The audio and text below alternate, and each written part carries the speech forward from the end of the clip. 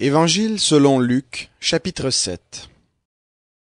Après avoir achevé tous ses discours au peuple qui l'écoutait, Jésus entra à Capernaum. Un centenier avait un serviteur malade qui était sur le point de mourir et qui lui était très cher. Il entendit parler de Jésus et lui envoya quelques anciens des Juifs pour lui demander de venir sauver son serviteur. Ils arrivèrent auprès de Jésus et le supplièrent d'une manière pressante en disant « Il est digne que tu lui accordes cela, car il aime notre nation, et c'est lui qui a bâti notre synagogue. » Jésus s'en allait avec eux, et n'étant guère éloigné de la maison, quand le centenier envoya des amis pour lui dire « Seigneur, ne prends pas tant de peine, car je ne mérite pas que tu entres sous mon toit. C'est aussi pour cela que je ne me suis pas cru digne d'aller en personne vers toi. Mais dis un mot, et mon serviteur sera guéri. Car moi qui suis soumis à une autorité supérieure, j'ai des soldats sous mes ordres. Et je dis à l'un, va, et il va, à l'autre, viens, et il vient. Et à mon serviteur, fais cela, et il le fait. » Lorsque Jésus entendit ces paroles, il admira le centenier, se tourna vers la foule qui le suivait, et dit « Je vous le dis, même en Israël, je n'ai pas trouvé une aussi grande foi. » De retour à la maison, les envoyés trouvèrent en bonne santé le serviteur qui avait été malade. Or, il se rendit le jour suivant dans une ville appelée Nain. Ses disciples et une foule nombreuse faisaient route avec lui. Lorsqu'il fut près de la porte de la ville, voici qu'on portait en terre un homme, fils unique de sa mère, qui était veuve, et il y avait avec elle une foule considérable de la ville. Le Seigneur la vit, eut compassion d'elle, et lui dit, « Ne pleure pas. » Il s'approcha et toucha le cercueil. Ceux qui le portaient s'arrêtèrent. Il dit, « Jeune homme, je te le dis, lève-toi. » Et le mort s'assit et se mit à parler.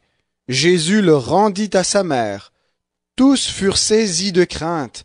Ils glorifiaient Dieu et disaient, « Un grand prophète s'est levé parmi nous, et Dieu a visité son peuple. » Cette parole se répandit à son sujet dans la Judée tout entière et dans tous les environs. Les disciples de Jean lui annoncèrent tout cela. Jean appela 2 de ses disciples et les envoya vers le Seigneur pour lui dire « Es-tu celui qui doit venir ou devons-nous en attendre un autre ?» Arrivés auprès de lui, ces hommes dirent « Jean-Baptiste nous a envoyés vers toi pour dire « Es-tu celui qui doit venir ou devons-nous en attendre un autre ?» Alors même, Jésus guérit plusieurs personnes de maladies, d'infirmités et d'esprits mauvais, et il rendit la vue à de nombreux aveugles. Et il leur répondit, « Allez rapporter à Jean ce que vous avez vu et entendu. Les aveugles recouvrent la vue, les boiteux marchent, les lépreux sont purifiés, les sourds entendent, les morts ressuscitent, la bonne nouvelle est annoncée aux pauvres. Heureux celui pour qui je ne serai pas une occasion de chute. » Après le départ des messagers de Jean, Jésus se mit à dire aux foules à propos de Jean, « Qu'êtes-vous allés contempler au désert? Un roseau agité par le vent? Mais qu'êtes-vous allés voir? Un homme vêtu d'habits somptueux? Voici ceux qui portent des habits magnifiques et qui vivent dans le luxe sont dans des palais royaux. Qu'êtes-vous donc allés voir? Un prophète. Oui, vous dis-je, et plus qu'un prophète. C'est lui dont il est écrit, « Voici, j'envoie devant toi mon messager, pour préparer ton chemin devant toi. » Je vous le dis, parmi ceux qui sont nés de femmes, il n'y en a pas de plus grand que Jean. Cependant, le plus petit dans le royaume de Dieu est plus grand que lui. Tout le peuple qui l'a entendu et les péagers ont justifié Dieu en se faisant baptiser du baptême de Jean. Mais les pharisiens et les docteurs de la loi, en ne se faisant pas baptiser par lui, ont rejeté le dessein de Dieu à leur égard. À qui donc comparerai-je les hommes de cette génération, et à qui ressemblent-ils? Ils ressemblent aux enfants assis sur la place publique, qui s'appellent les uns les autres et disent: Nous vous avons joué de la flûte, et vous n'avez pas dansé. Nous avons chanté des complaintes, et vous n'avez pas pleuré. Car Jean-Baptiste est venu. Il ne mangeait pas de pain et ne buvait pas de vin. Et vous dites: Il a un démon. Le Fils de l'homme est venu, mangeant et buvant. Et vous dites: C'est un homme qui fait bonne chère et un buveur de vin, un ami des péagers et des pécheurs.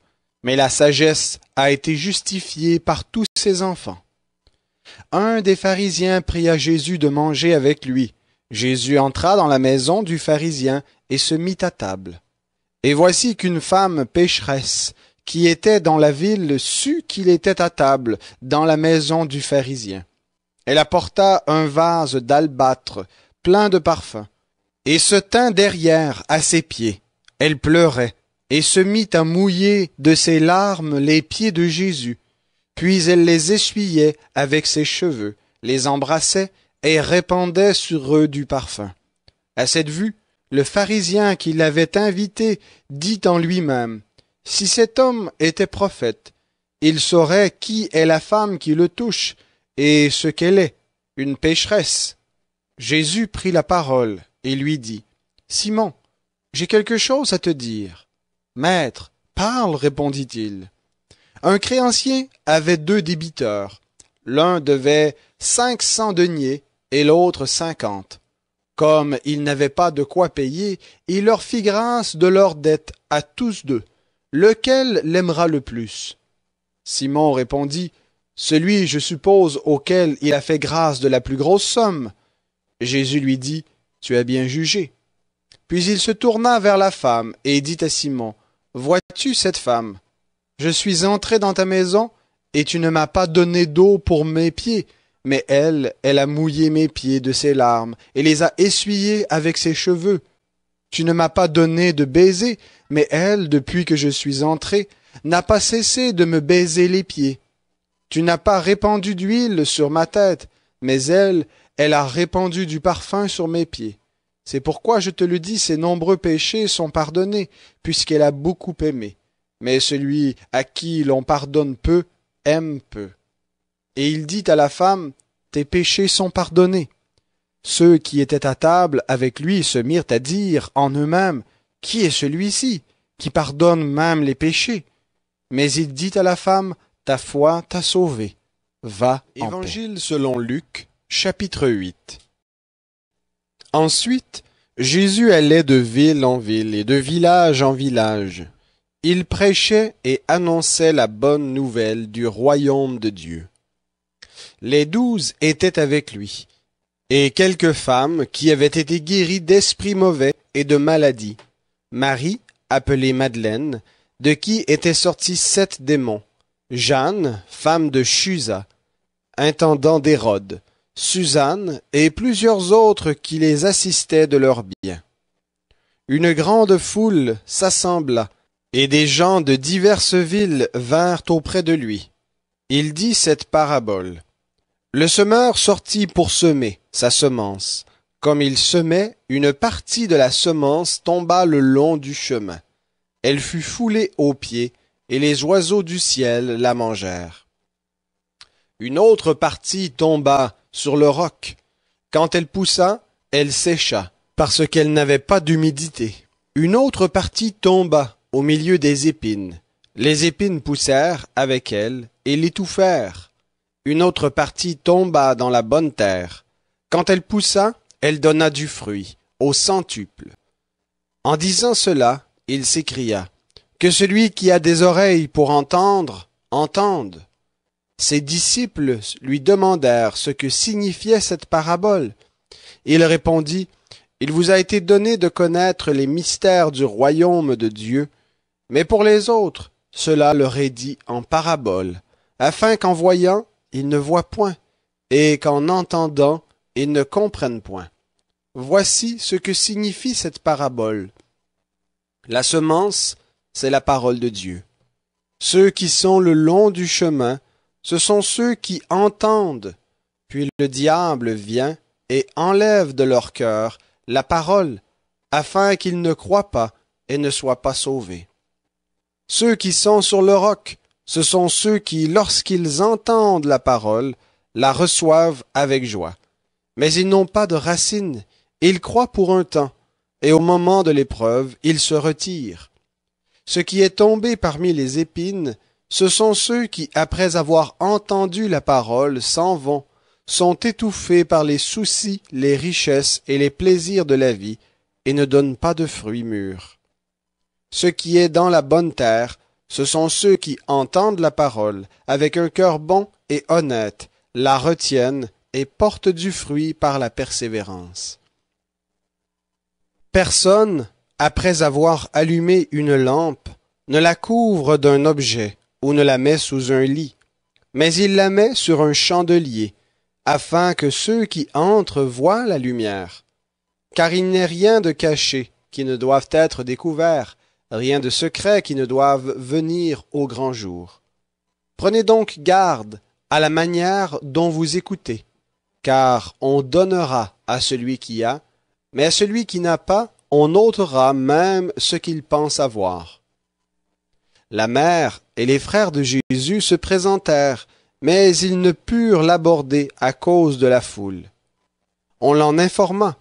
Ta mère et tes frères sont dehors et veulent te voir. Mais il leur répondit, ma mère et mes frères, ce sont ceux qui écoutent la parole de Dieu et la mettent en pratique. Un jour, Jésus monta dans une barque avec ses disciples. Il leur dit, passons sur l'autre rive du lac. Et ils partirent. Pendant qu'ils naviguaient, Jésus s'endormit. Une bourrasque fondit sur le lac. La barque se remplissait d'eau, et ils étaient en danger.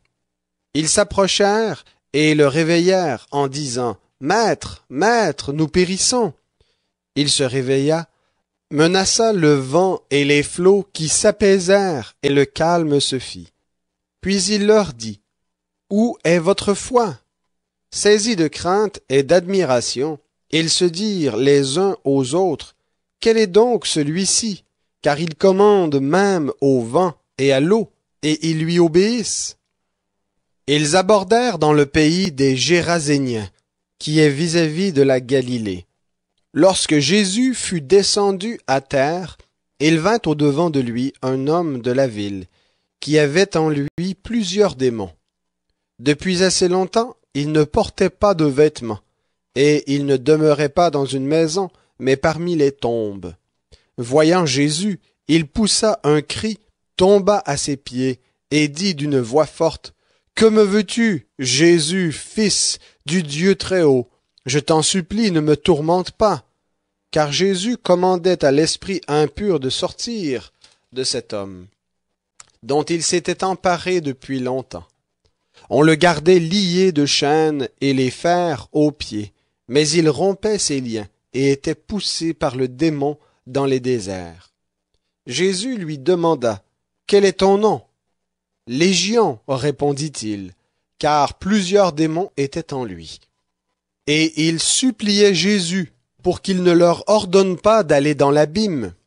Il y avait là un troupeau considérable de pourceaux qui paissaient sur la montagne. Et les démons suppliaient Jésus pour qu'il leur permette d'entrer dans ces pourceaux. Il le leur permit. Les démons sortirent de cet homme, entrèrent dans les pourceaux, et le troupeau se précipita du haut de l'escarpement dans le lac et se noya. Ceux qui les faisaient paître, en voyant ce qui était arrivé, s'enfuirent et répandirent la nouvelle dans la ville et dans les campagnes. Les gens allèrent voir ce qui était arrivé. Ils vinrent auprès de Jésus, et ils trouvèrent l'homme de qui étaient sortis les démons, assis à ses pieds, vêtu et dans son bon sens. Et ils furent saisis de crainte. Ceux qui avaient vu ce qui s'était passé leur racontèrent comment le démoniaque avait été délivré. En foule, tous ceux de la région des Géraséniens demandèrent à Jésus de s'éloigner d'eux, car ils étaient saisis d'une grande crainte. Jésus monta dans la barque et s'en retourna. L'homme de qui étaient sortis les démons lui demandaient instamment de pouvoir rester avec lui, mais Jésus le renvoya en disant « Retourne dans ta maison et raconte tout ce que Dieu t'a fait. » Il s'en alla et publia par toute la ville tout ce que Jésus avait fait pour lui. À son retour, Jésus fut reçu par la foule, car tous l'attendaient. Et voici qu'il vint un homme du nom de Jaïrus, qui était chef de la synagogue, et se jetant à ses pieds, il suppliait Jésus d'entrer dans sa maison, car il avait une fille unique d'environ 12 ans, qui se mourait. Pendant que Jésus y allait, il était pressé par la foule. Or il y avait une femme atteinte d'une perte de sang depuis 12 ans, qui avait dépensé tout son bien chez les médecins, et qui n'avait pu être guérie par personne. Elle s'approcha par derrière et toucha la frange du vêtement de Jésus. À l'instant, la perte de sang s'arrêta. Et Jésus dit, « Qui m'a touché ?» Comme tous s'en défendaient, Pierre dit, « Maître, la foule t'entoure et te presse. » Mais Jésus répondit, « Quelqu'un m'a touché, car je sais qu'une force est sortie de moi. » La femme, se voyant découverte, vint toute tremblante se jeter à ses pieds, et déclara devant tout le peuple pourquoi elle l'avait touché et comment elle avait été guérie à l'instant. Jésus lui dit, « Ma fille, ta foi t'a sauvée.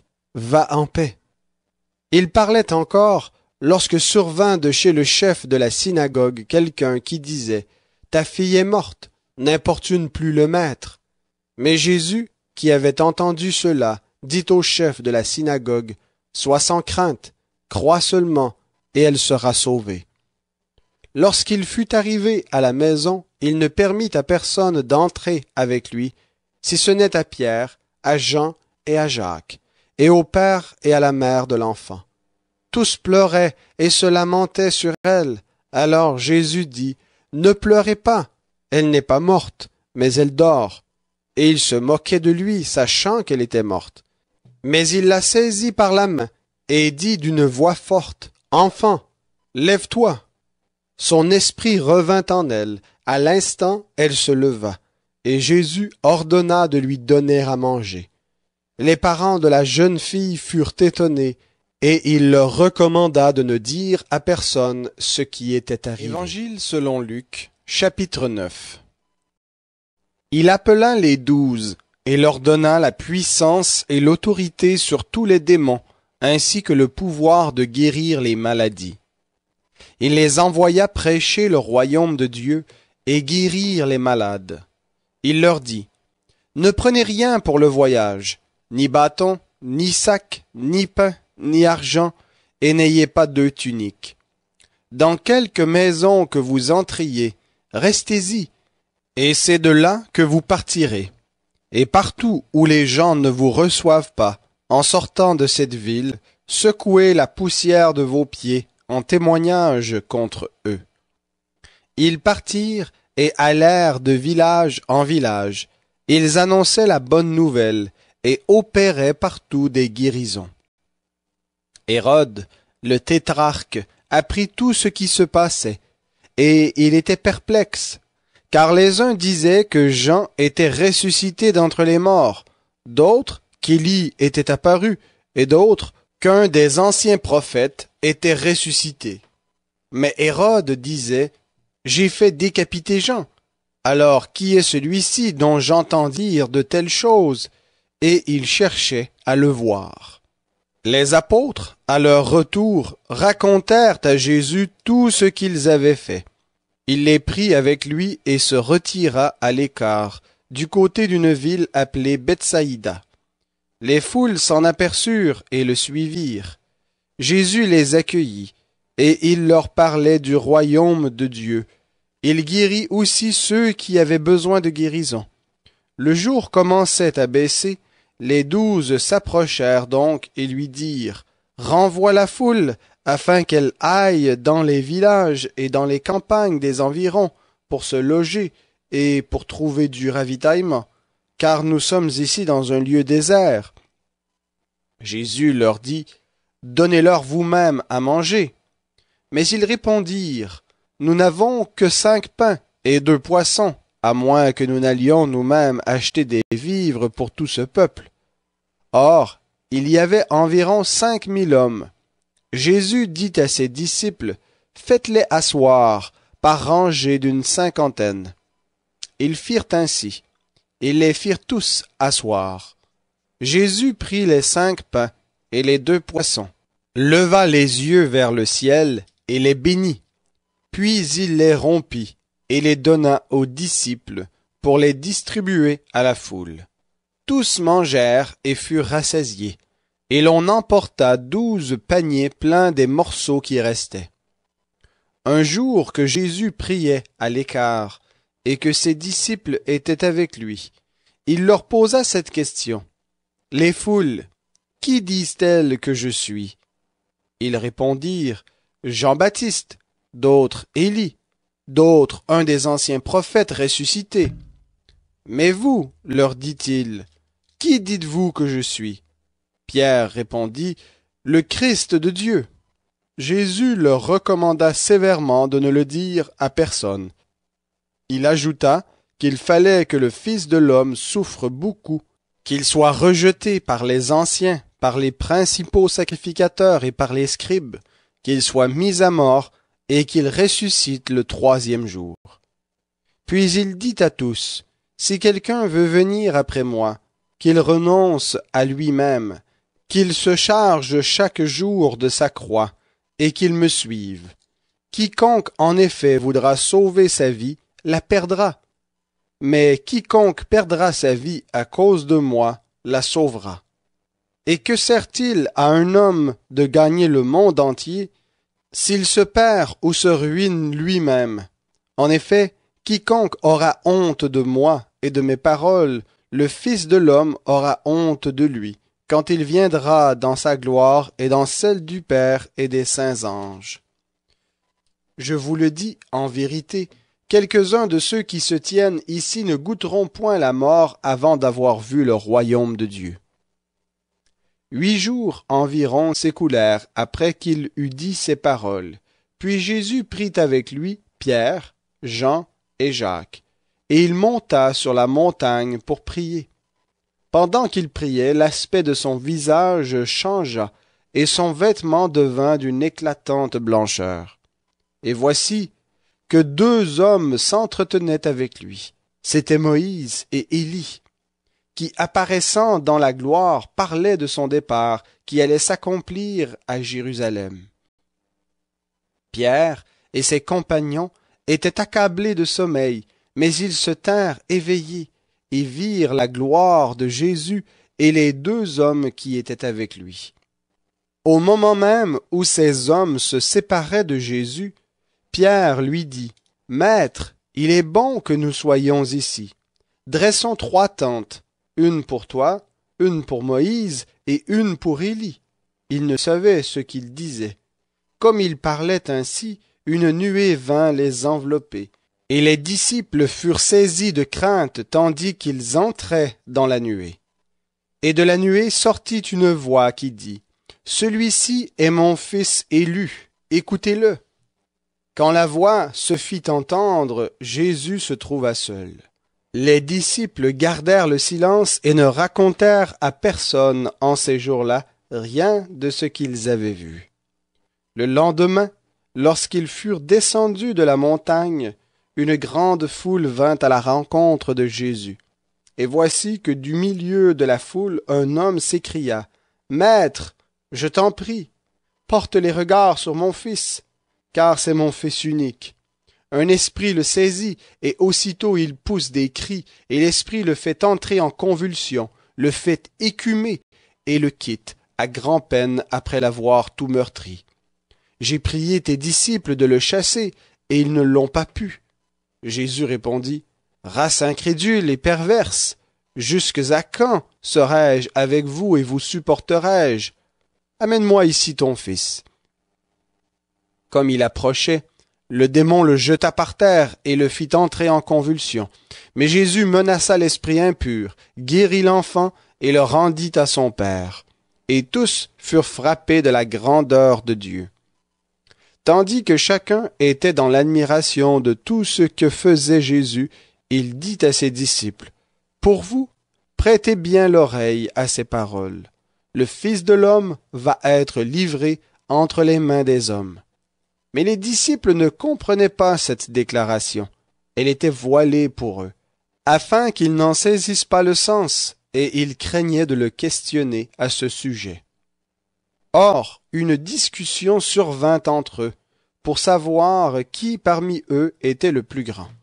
Jésus, qui connaissait la pensée de leur cœur, prit un petit enfant, le plaça près de lui, et leur dit, « Quiconque reçoit en mon nom ce petit enfant me reçoit moi-même, et quiconque me reçoit celui qui m'a envoyé.